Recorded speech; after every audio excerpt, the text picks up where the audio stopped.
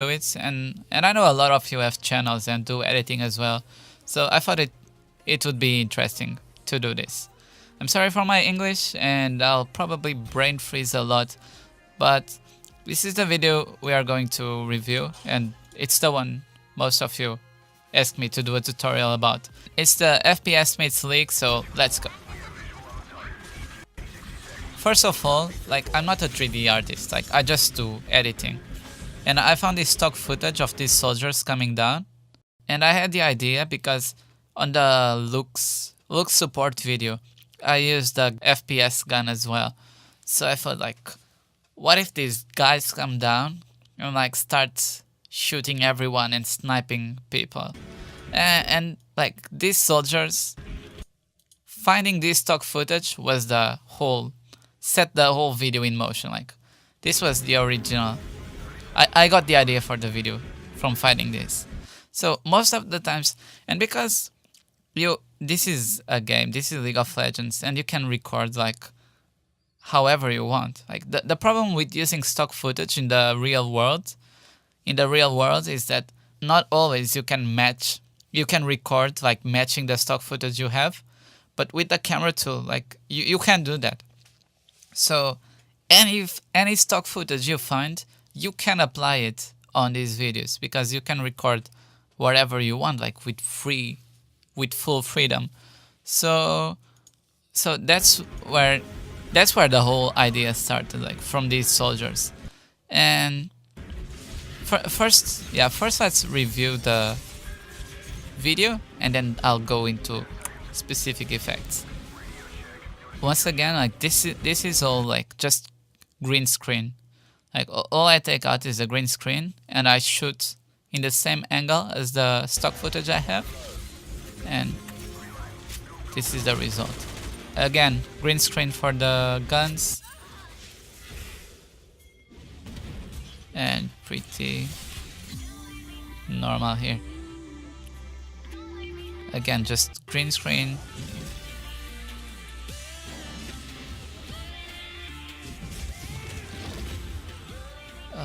Yeah, this part here was the hardest one by far, because once again, this bullet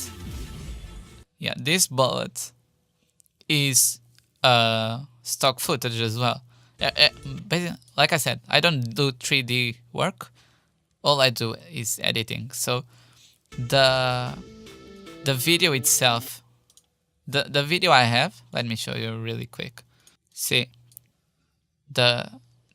this is the stock footage I used, and as you can see, the camera is already rotating. So the hardest part was recording this movement, matching the camera movement with the movement of the bullet. And yeah, this took a lot of time. This really took a lot of time. So and there's no tutorial for this. It's just trial and error, basically. So yep, good luck going for this effect. It's so time consuming, but in the end it worked out pretty well. But we'll go back into it later, don't worry. And yeah, the FPS stuff, like, this is very simple. This is all done in the camera tool. Like, you just attach the camera to a specific champion and you record. That's it. Everything else comes in After Effects, like with the getting hits, like gets you red and things like that. And here, this part, when you die, like when someone dies, I pause the game on that specific time. I unlock the camera and I just unpause the game and come back to make the effect like Overwatch. Again, this is very simple. Like, I do videos every day, so I don't have time to like really replicate the Overwatch overlay. So this is just a black solid with transparency. The font is big fat noodle, something like that. When we go to After Effects, check, and like you just try to replicate overall just move on. Okay, this part was so annoying. Like, again, the effect is very easy. You just take away the green screen and you have the knife. Getting the camera movement was the hardest part. Like, moving the camera to reach the target exactly when she's dying. This took a lot of trial and error until like the distance makes right. Like, she's not dying from a knife attack like 1 meter away or like past her. So yeah, this is a lot trial and error, but effect wise is very simple to do. This is another example of like matching the video to the footage you have. I had this footage of this atomic bomb like from a lot of different angles, and that's what I did. Like, you just try to replicate the same angle as the footage you have, and bam. From an editing point of view, this is very simple to do. Like, you just record on the same angle and you just take the green screen. Moving on, yeah, again, you attach the camera to the champion, and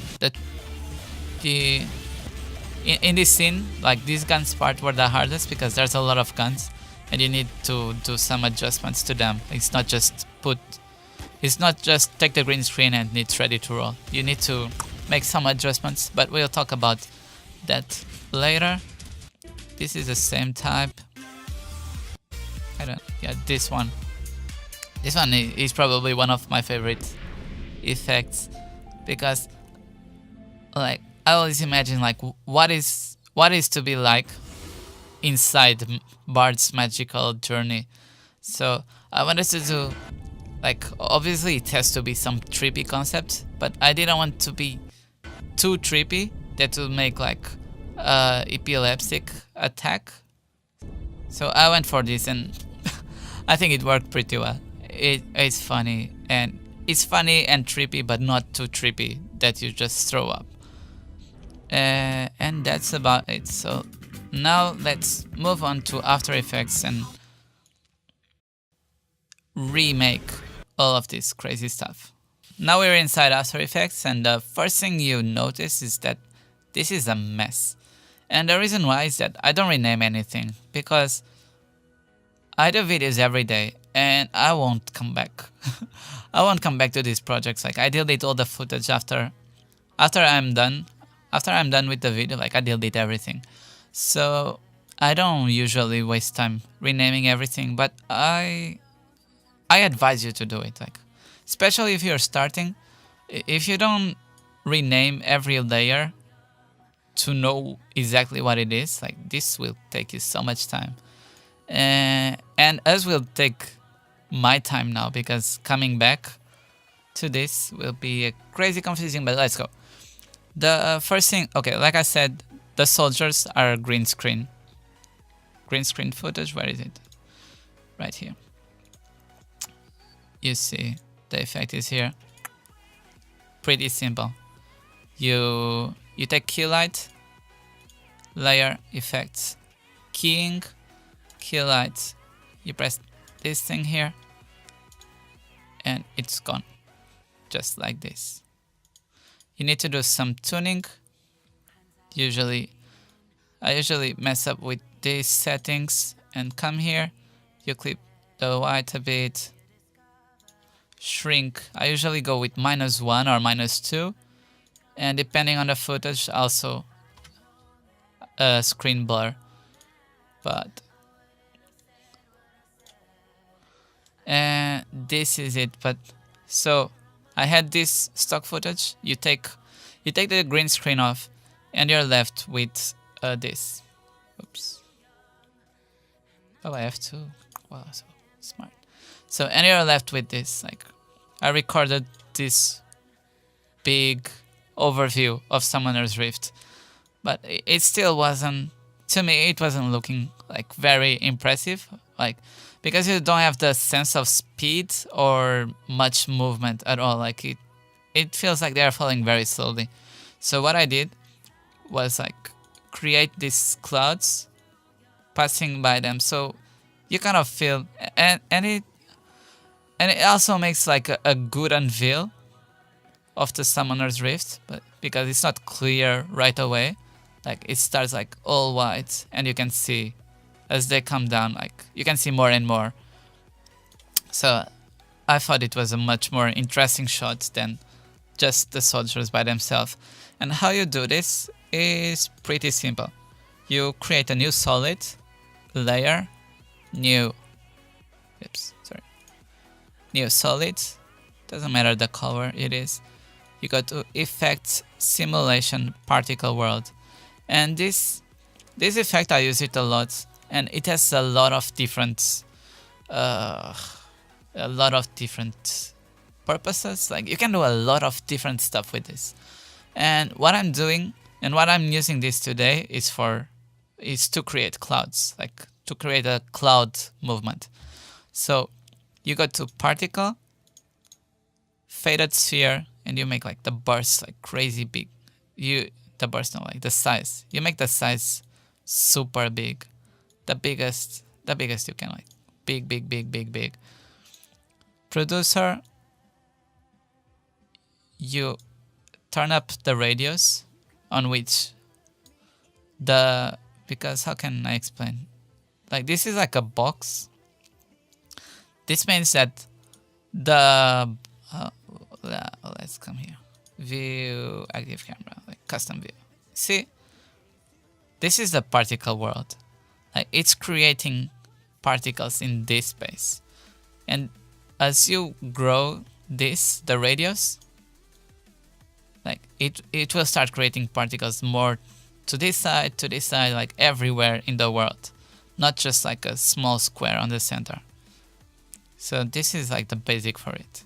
The position is where the producer is coming from, and for what we are doing today, like this doesn't matter a lot, but like when you want to do like some special effect, like magic and things like that, like you want the producer like in a line, but let's not go with that. Let's turn off the other clouds so you can actually see what we're doing. And the burst color, of course, set to white, and it's still not big enough. Burst rate, you need a lot more clouds, and like big. And what I did in the original active camera, is like I even scale this. I scale this to be even much bigger, because even on the maximum size, you can still see like, oh, there's a ball here. So I scale this way up, and let's running.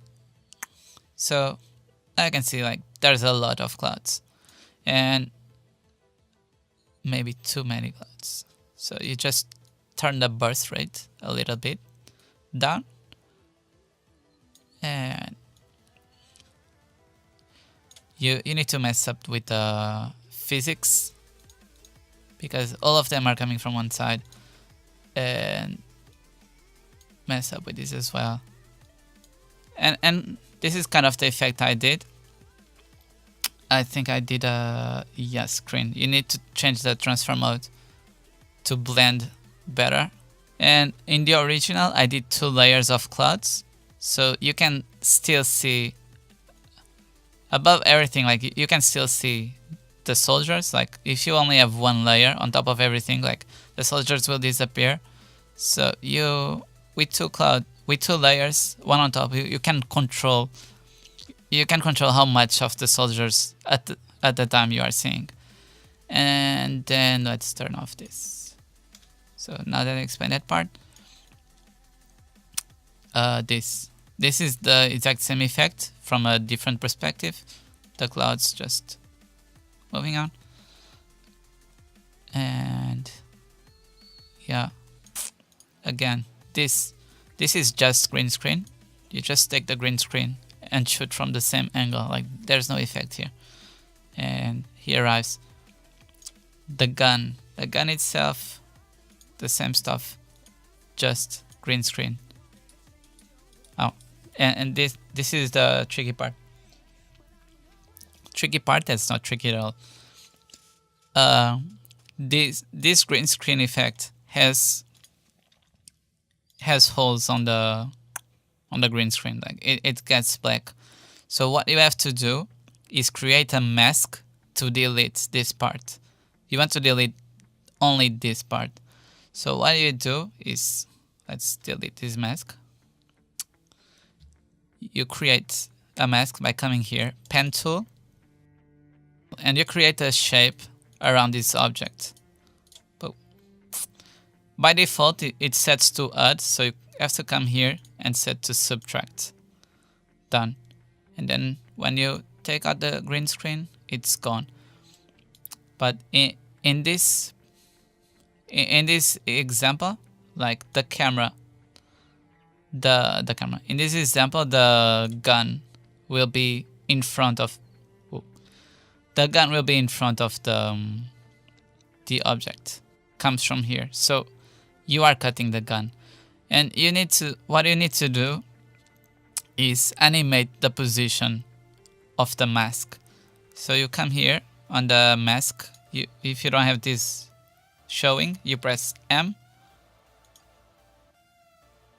and open up the mask thing, and mask path is what you want to animate. You click on the stopwatch and it gives you a keyframe, and this is 99% of working with After Effects. Everything is done with keyframes. Like at this point, what this tells you is that at this point in time, this mask will be here. So if you move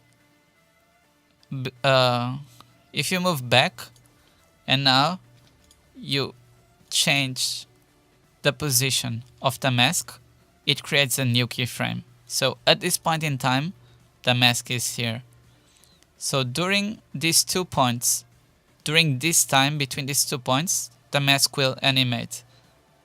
See, the mask is moving between these 2 points, and the closer it is, the faster it travels.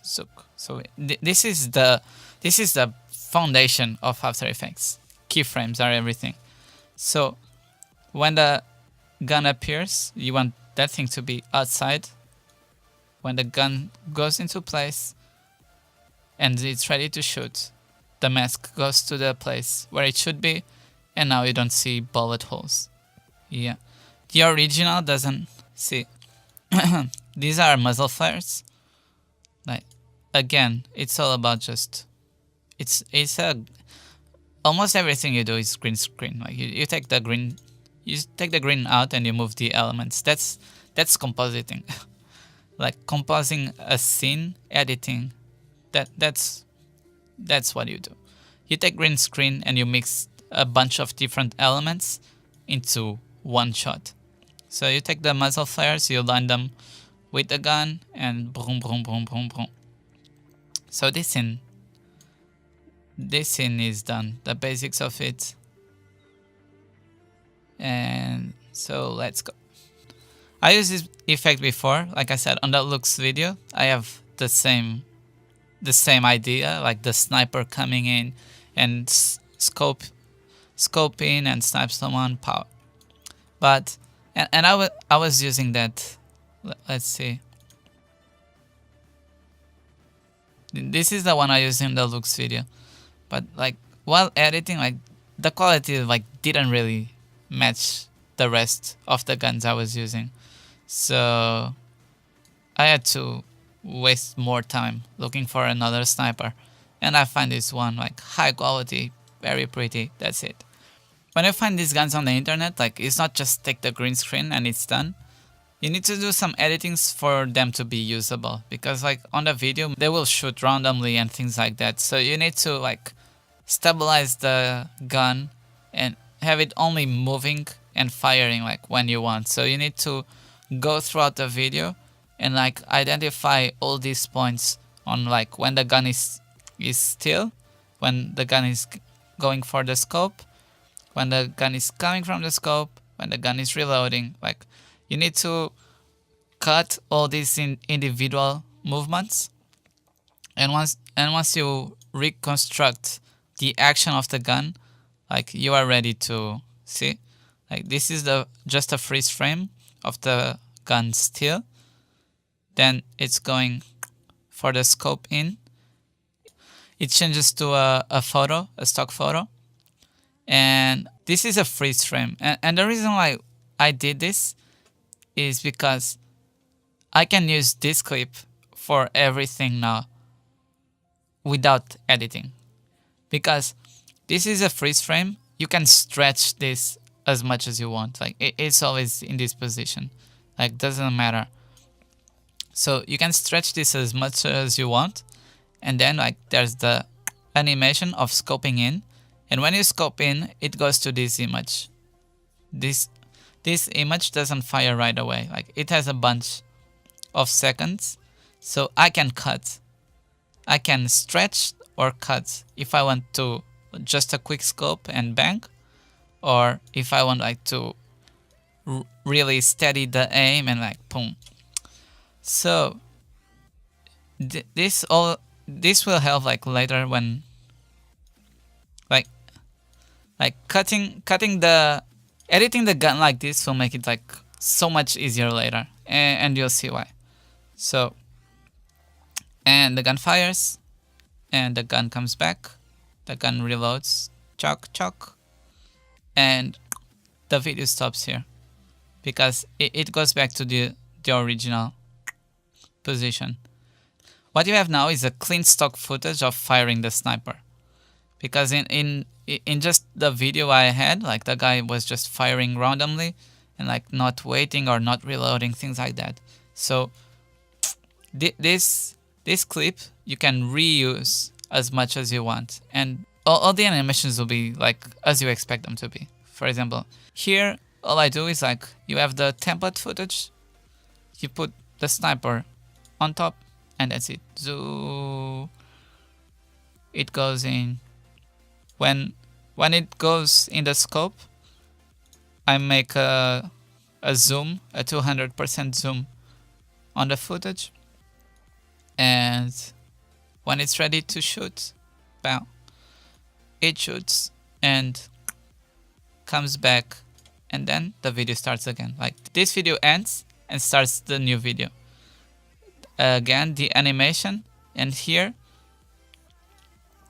in scope mode you can add more time or subtract more time. Here I divided the clip because I needed to reposition the shot, and again like so basic. Instead of like going through crazy editing to match each individual shot, like you just do this and you have this effect. You can reuse this as much as you want, like, and it's super easy to do. And you can see I reuse this a lot. This gun is the most used in the video because I went through all the trouble of making this clean. As for this effect, I have no idea why I used it. Like I just thought this ship was crazy cool, but it doesn't make any sense. So let's skip this part. Here. 90% of this is done in camera tools, so we'll go into that later. What I did here was just like the border of the screen getting red when you get hit, and you do that by like layer, new solid, make it red, or the color you want, I don't know. And here the mask, ellipse tool, and double click. Press subtract and open the options, feather, and increase the expansion a bit, and like so. This is the when you're getting hit. Now you have to animate like turning on and off. So you press T, like turtle, T, press the stopwatch, and now you, as you can see, I already did here. When as is auto attacking, like the screen turns red and red and red and more red until it's dead. So you have to go, like when you get hit, like you put like 100 or 90% depending on how drastic you want the effect, and then you animate it like to lower. Maybe probably you have to start from 0. It comes from 0%, you get hit 100%, and then like lowers, and then you get you stay without being hit for a few seconds, and then you get hit again and it goes up to 100. Like this is the way you do it. Go up and down, go up and down. That's how I did it. And then here is just a tint. Like it's not completely black and white, but like the color fades away. And where is it? Is it here? Yeah, tint effect. So you come to effects, color correction, tint. And by default it sets to 100%, so it's the easiest way to make a black and white footage. And what I did was just 50% to retain some of the color and animate it from 0 to 50 to come in as you are eliminated. Like I said, the font. The font is called, yeah, Big Noodle Titling. So you just try to replicate as much as you can. Oh, this. With what I explained before, like you should already be able to do this. This is a black solid. You make a new solid, make it black, and then you come here to the mask tool, rectangle tool, and just make something like that to subtract, and the opacity like 50% or less. What did I use here? Oh, this is the fade to black. Opacity 75. The original I used was 75, but you can mess around and see. So yeah, creating text, probably I should cover how to do that as well. You have the text tool here. You pressed, and yo, what's up? And big fat noodle. That's it. And you just try to match it as close as you can. Here you select a color, like white. Oh, I have some effects going on. Right. And what I did here, it looks like a glow. Yeah, definitely a glow. And what else? Just a glow? Drop shadow, no? Let me check. Yeah, I just added a glow. Alright, so you go to effects, stylize glow. You mess up with the threshold, so it's not like doesn't destroy the colors, but it still makes a glow, and you can pump the radius. And when you play around with the radius, like you can really see what's going on. It's just making a bit poppy. Moving on.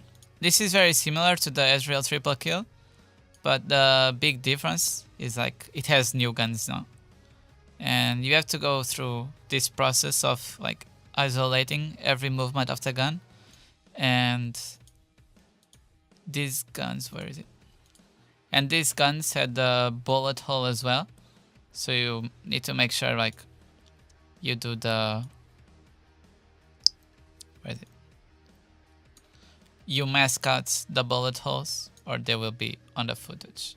the first time I rendered, like I forgot to take this, and when I was like rechecking before uploading to YouTube, I found this like, wow, how did I spend hours editing this and miss that thing? Anyway, you take the bullet holes and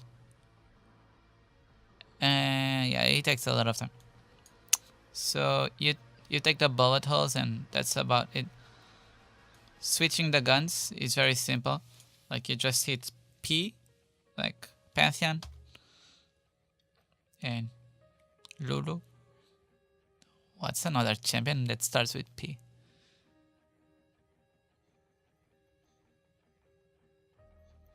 Dang, you kidding? League Champions P. Poppy.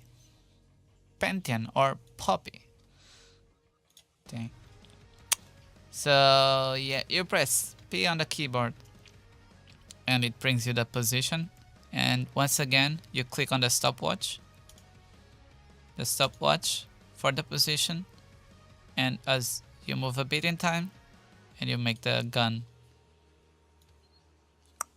go down, not back. The gun goes down and the other one comes up. Zook.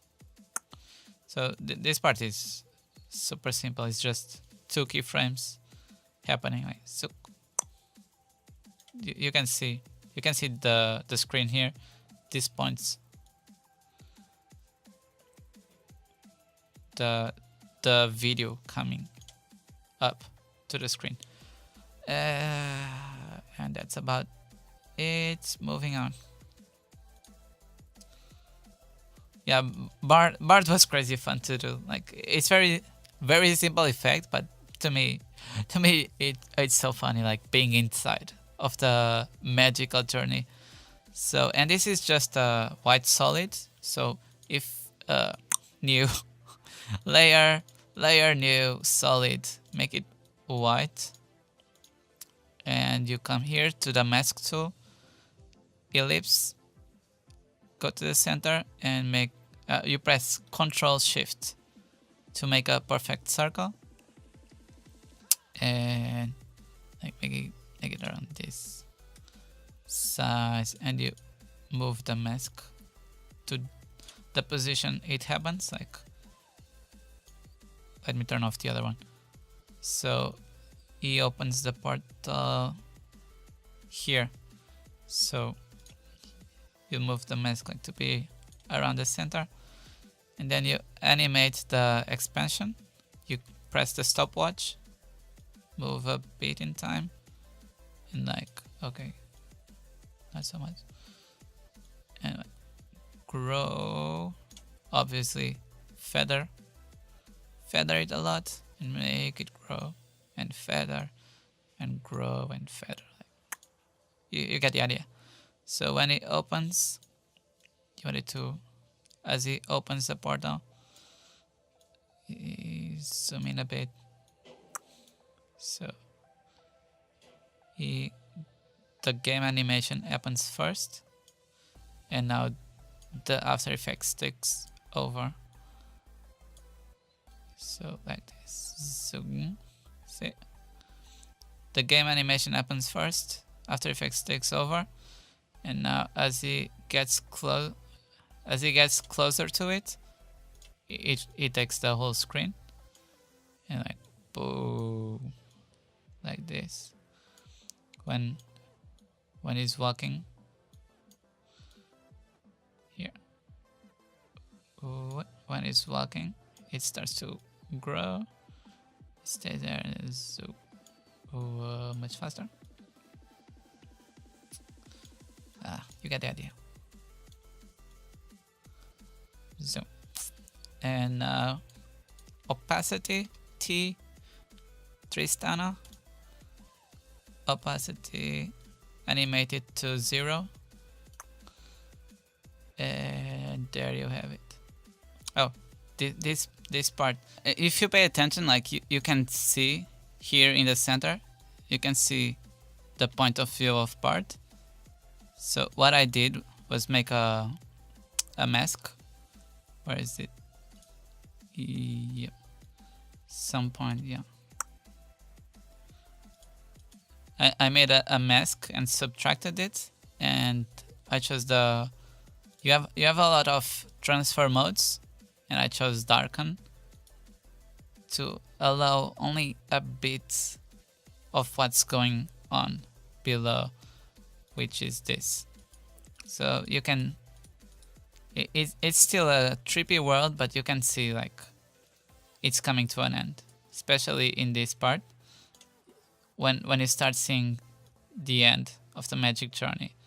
Like to me it makes a better transition instead of just plain like trippy video and then out of nowhere like zoop, disappear. Like you feel much more movement this way, especially as it comes to an end and you see the end of the portal and zoops and transforms to the normal world. And the second part is the exact same effect, but it just lasts longer. The same trippy, and you can see like the movement coming in and like reaching as it reaches the end. There, it starts fading away. Boom. And now almost finishing, moving on to the camera tool. Alright, so to explain the camera tool, let me open a gameplay. Let me open a game really quick. So yep, so this is what's going on. So and you download this program. It's called Creator Suite from Skin Spotlight. You just open. Alright, so this is the program. So once everything is green, like it's good to go. So what you do now is camera, FPS, and game objects. Bind camera to champion. So the first thing you have to do is client hook inject DL set skybox. I like to come here. This helps a bit, so every bit helps. Smart shadows also helps not creating like weird lines on the map. So you do this. Now you move into position. Ugh. I have the microphone.